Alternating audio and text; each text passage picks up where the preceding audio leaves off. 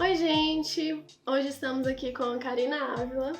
Eu sou Yasmin Fernandes. Você tem Instagram e é de seu uso pessoal? Sim. Depois que eu comecei a trabalhar na Globo, eu tive que começar a tomar cuidado com algumas coisas.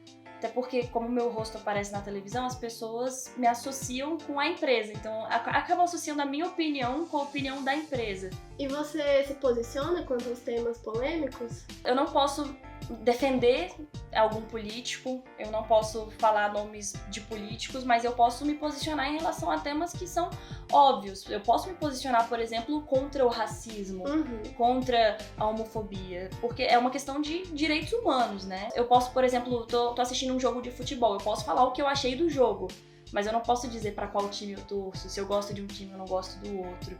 Eu tenho que me posicionar tentando olhar os dois lados, né? Tentando ser imparcial. Você tem algum tipo de preocupação ao postar algo?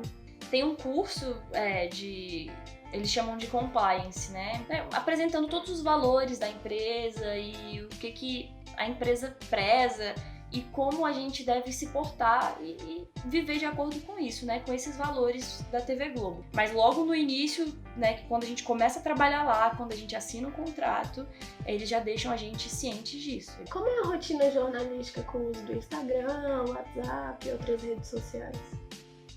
É uma ferramenta que pode ser muito boa. Por exemplo, eu produzi uma série esse ano pro Esporte Espetacular sobre futebol feminino, agora pra Copa do Mundo. Legal. E foi muito legal, assim, usar as redes sociais pra contar as histórias, porque eu tinha, por exemplo, 16 horas de gravação pra colocar em 6 minutos, 7 minutos de matéria. Então, muitas histórias que não couberam nas reportagens, eu conto pelo Instagram, pelo Twitter, pelo Facebook. Como é a sua relação com os atletas famosos para conseguir uma entrevista? Geralmente a gente tem os produtores. A redação é dividida entre os repórteres, os produtores e os editores. Os produtores são essas pessoas que estão definindo os horários dos repórteres e pensando nas pautas e já combinando tudo. Tem o produtor da seleção brasileira, ele tem mais os contatos dos jogadores da seleção brasileira. Os produtores, eles são especializados e eles costumam ter os contatos. A gente segue muito os atletas pelo Instagram também. As redes sociais ajudam muito a gente com as notícias mesmo. Por exemplo, aqui em Brasília a gente tem uma atleta de judô chamada Érica Miranda. Ela foi medalhista olímpica, super importante para a história brasileira do judô. E ela anunciou pelo Instagram que estava se aposentando. E aqui em Brasília, como ela é uma atleta daqui, uma atleta da Ceilândia, aqui a gente já tem o contato dela, a gente já entrou em contato com a Érica e falou: a gente viu no seu Instagram que você está se aposentando, vamos fazer uma matéria? E aí a gente já fez a matéria para o Globo Esporte. Quais as maiores dificuldades que o jornalista tem de enfrentar na rotina de produção de notícias? A gente tem dois tipos de notícia, né? Tem as notícias factuais, que é uma coisa que aconteceu agora e você precisa dar essa notícia agora.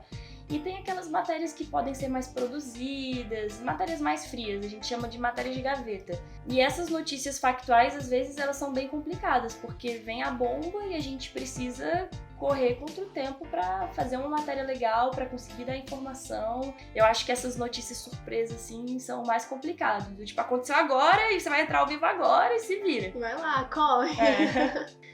Karina, conta pra mim qual a sua opinião a respeito do novo jornalismo, o surgimento do novo jornalismo, como, por exemplo, o YouTube, essas novas plataformas.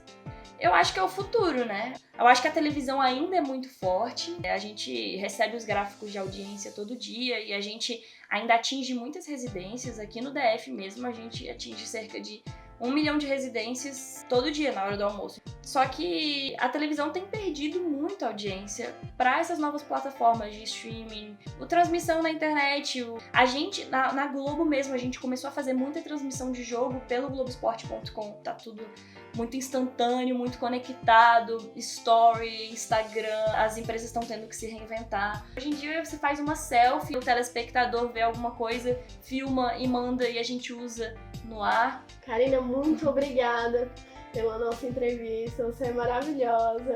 Gente, boa noite, muito obrigada. E essa foi a entrevista com a Karina. Obrigada, gente. Boa noite.